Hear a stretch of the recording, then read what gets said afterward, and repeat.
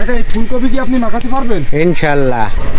এই ধুয়ে নিলাম, মানুষের খাওয়ার একদম নামাজের টাইম। ইনশাল্লাহ বাড়ি বানানো কাসুন্দি, আমি কিনা কাসুন্দি দিই না, টেস্ট হয় না। এবার দেবো শুকনো ঝালের গুঁড়ো, মশলা মশলা। ফুলকপি মাখানো হচ্ছে। আমের তেল, আম তেল দিয়ে দিলাম একটু লাস্টে, দেওয়ার পরে আপনার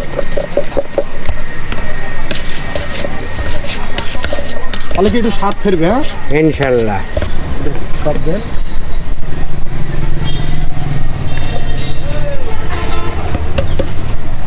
এবার রেডি হয়ে গেল। এবার এই কাঠিতে ফটোই ফটোই খাবে মানুষ। আপনার হাতে কি এটা? এটা হচ্ছে কাঠি, কাঠি দিয়ে মাখাই গালে দেবে। কি ফুলকপি খালেন? হ্যাঁ।